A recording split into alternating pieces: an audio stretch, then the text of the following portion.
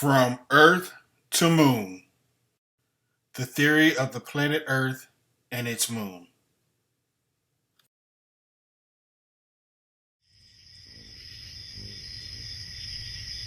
Before we get started, I just want to give my disclaimer. This is only a theory. So I would ask that you just please clear your mind, take this information in for what it is, and you be the judge.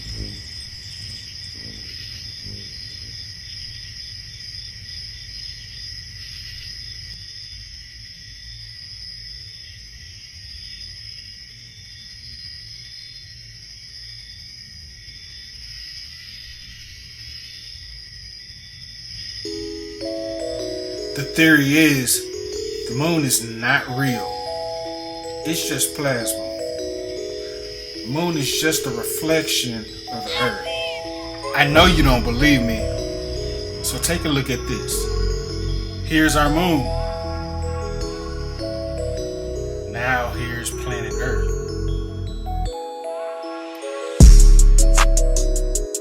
Moon, Earth. For some odd reason, our continents line up perfectly with the terrain of the moon.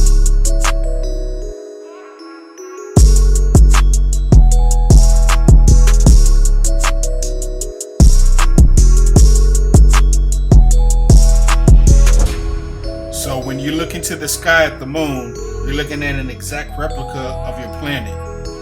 And if this is true, the moon is showing us that there is a lot of land that we never knew about that is undiscovered. Planet Earth is much larger than what we've been taught in school.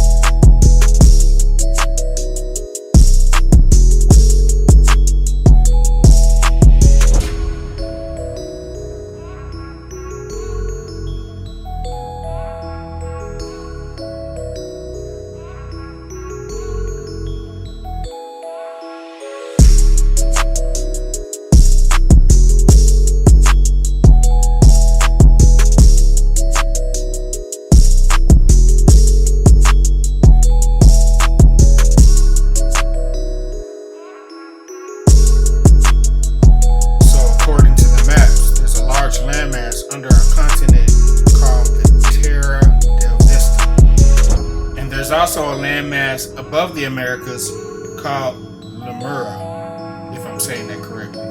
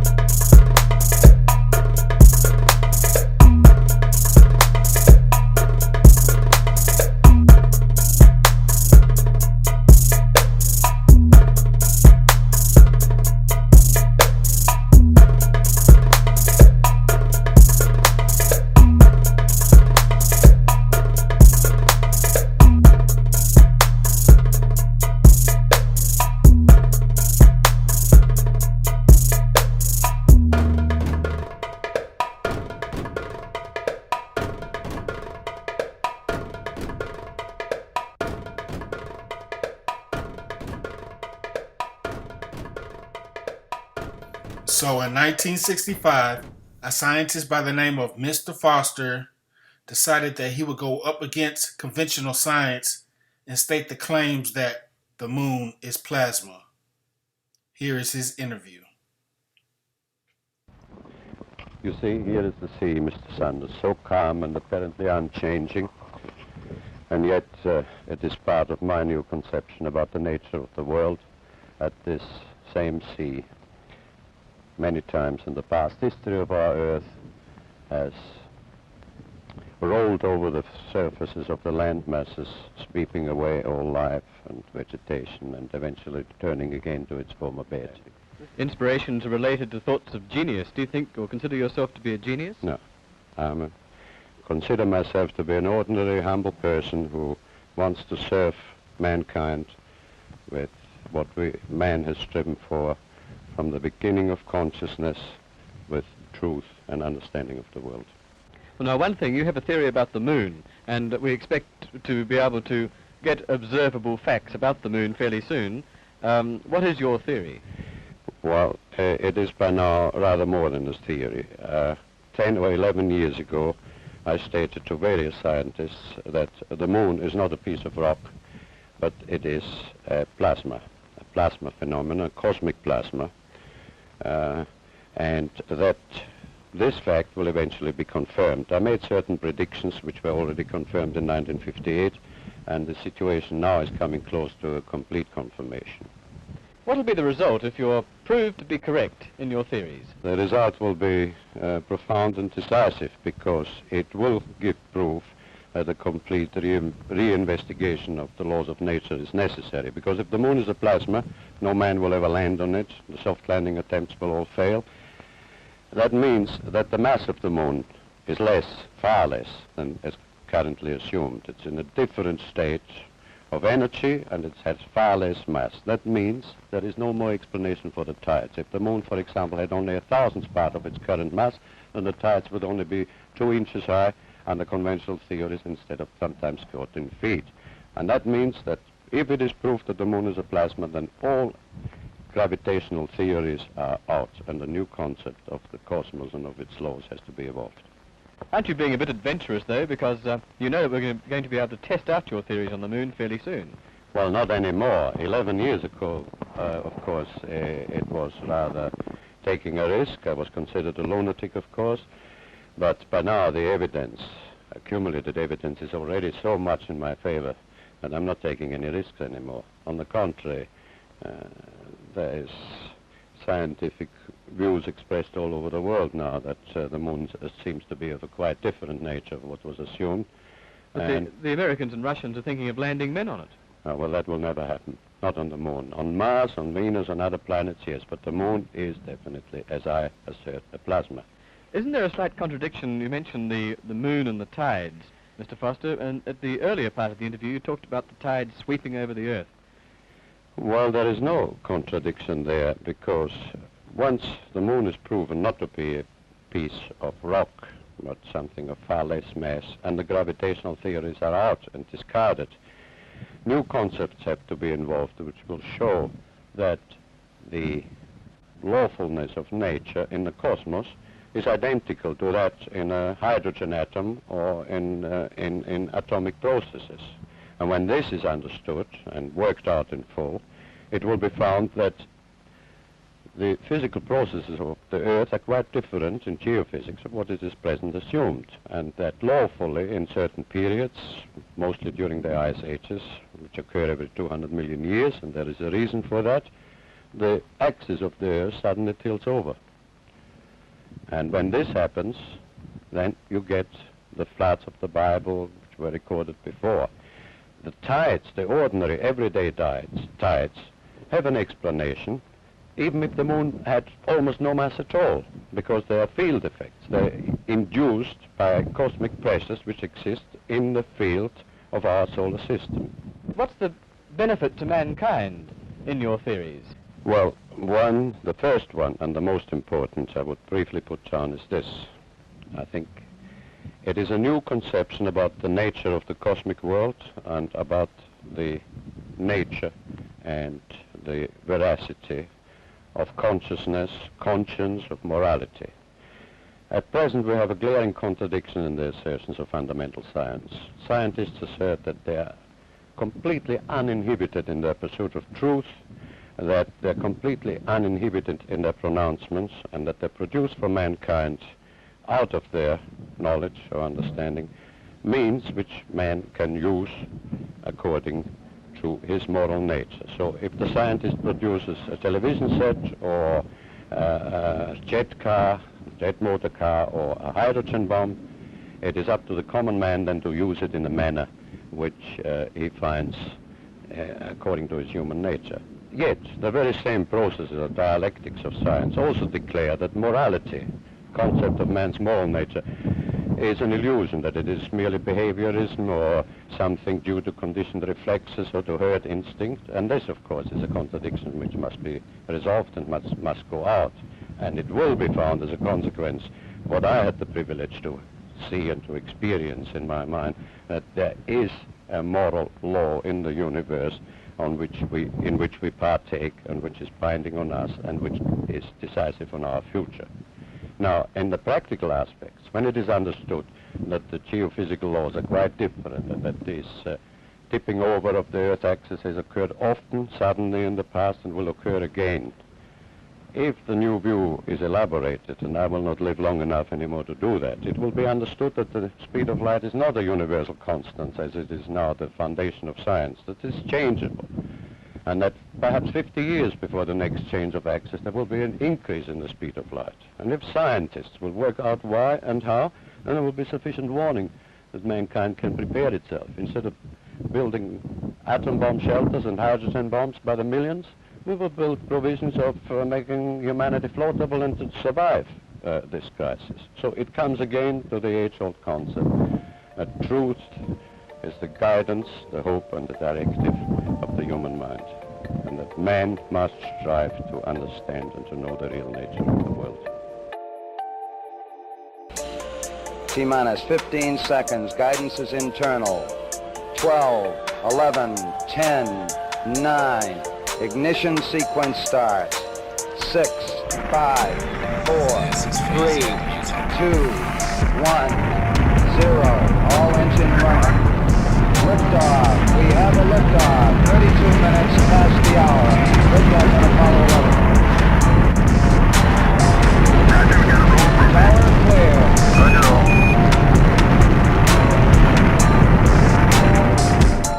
So the Earth is just a small portion of what we call a superplanet. So the theory of the Earth being round is true, and the theory of the Earth being flat is also true. It's like a quarter. A quarter is round, but at the same time it's flat. So according to this image, all the other craters on this superplanet are different planets, like Mars, Saturn, Jupiter, and so on. Makes you think, huh? This is Phase Music.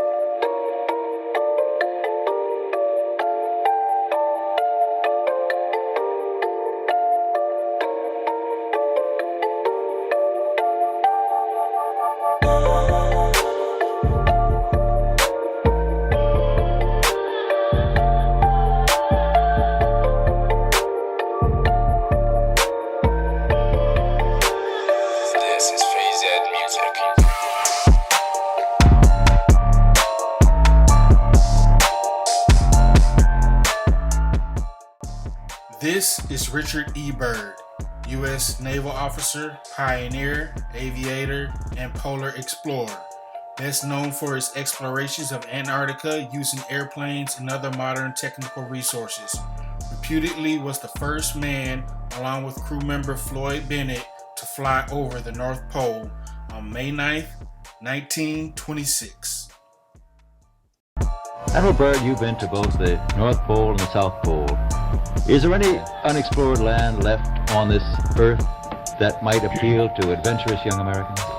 Yes, there is. But strangely enough, there is left in the world today an area as big as the United States that's never been seen by a human being. And that's beyond the pole on the other side of the South Pole from Middle America. And I think it's quite astonishing that there should be an area as big as that unexplored. This is a tremendous So challenge. there's a lot of adventure left down at the bottom of the world.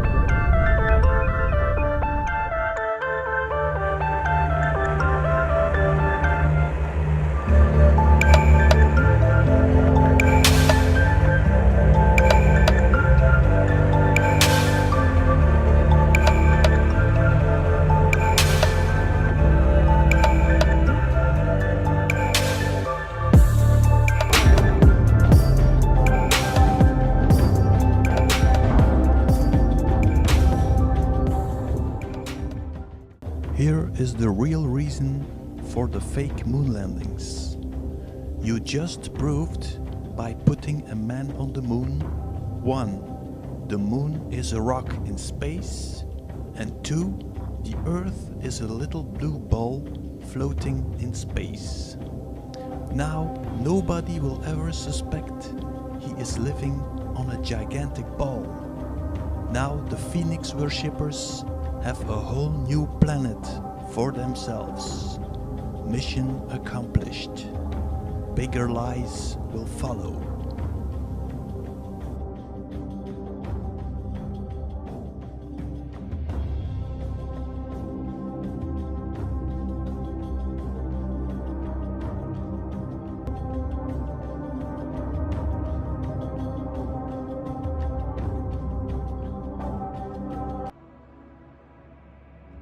And they are building bases on the moon and on Mars.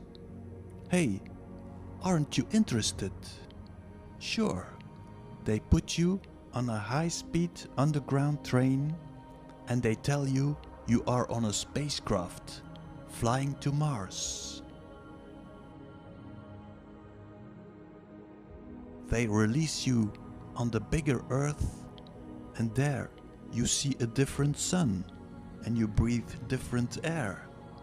So now you think you are on Mars.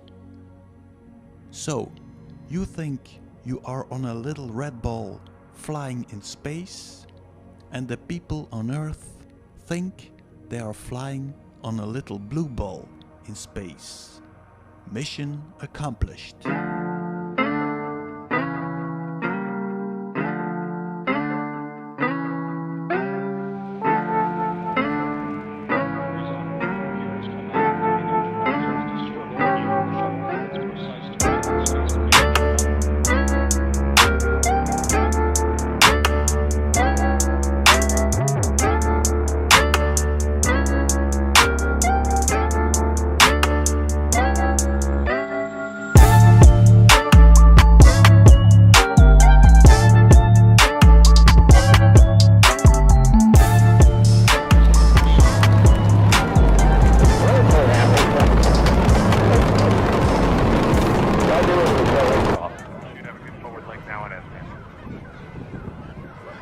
Sound good.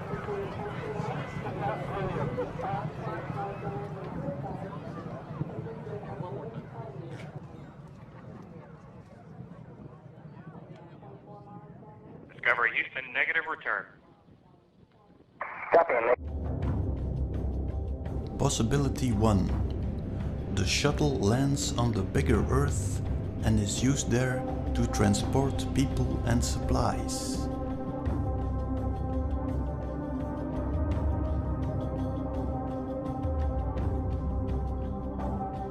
The pilot is brought back to Earth with some other transport.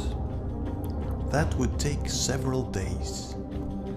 In the meantime, the astronauts are doing studio work and are playing Little Blue Ball in the solar system. When the pilot has returned, they embark, take off, and land for the public eye. Landing gear down and locked. In case someone sees the takeoff, you have several shuttles. It was another one. Possibility 2. The pilot returns to base after drop-off. Lands on a military base. After a few days, they embark, take off, and land for the public eye. Down and locked. I would go for possibility 1. Why wait several days and do studio work? The more studio work you do, the bigger the risk of being caught. Another argument is the Russians are building exactly the same shuttle, the Buran. That could imply there is one technical plan for usage on the bigger Earth.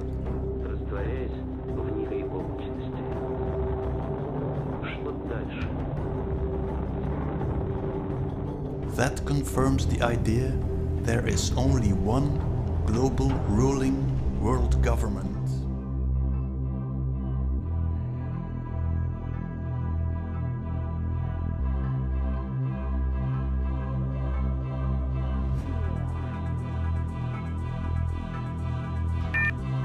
So, a lot of controversy.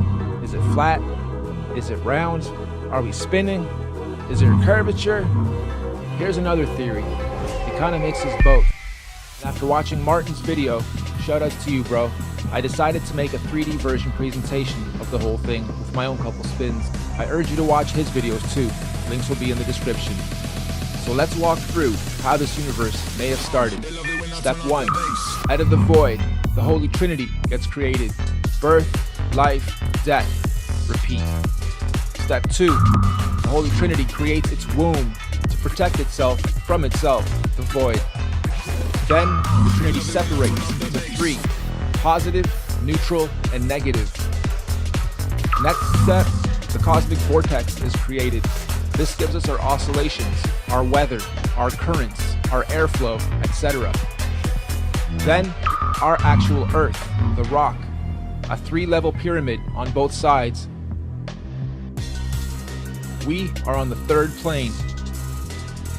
This gives us our 4 elements of life: air, earth, water, and fire.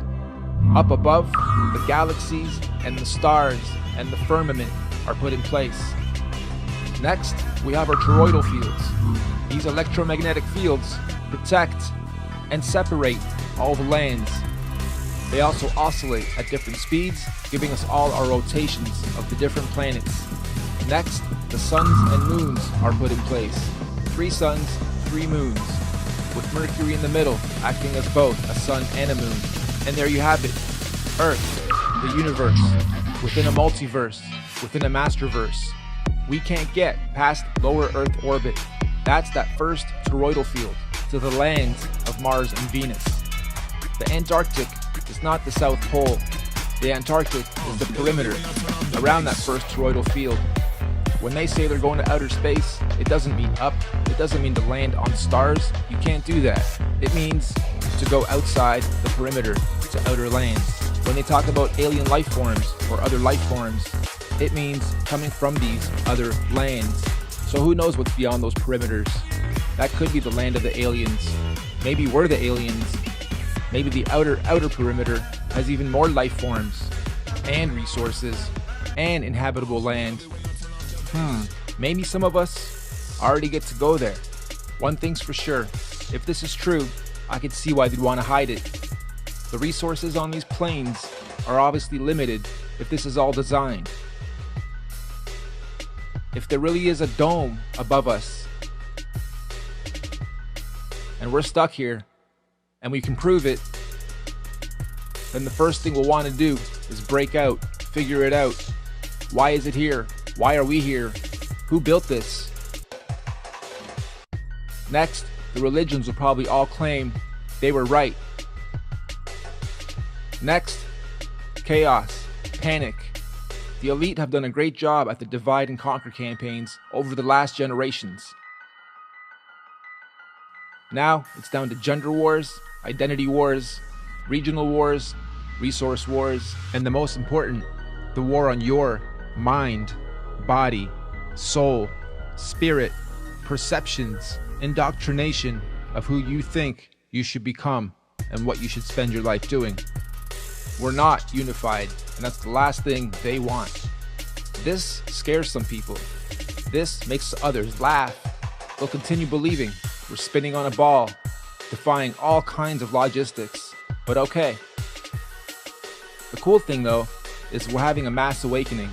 All the holy books pretty much tell this same story, just giving all the variables and planets and suns and moons their own names and actors and stories to go by. Being in the arts for the last 25 years, well, my whole life really, but professionally for 25 years, I understand one thing's for sure about music, art, feelings, and this world itself, and that's frequencies and oscillations. And we all come from a sine wave, operate in oscillations and cycles, and so does this planet. It breathes, it goes through cycles, it goes through patterns. The suns and moons go through multiple oscillations at the same time.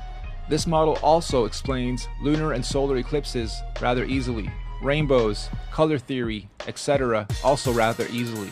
The point of this, if any, don't let it scare you, even if all of it is true.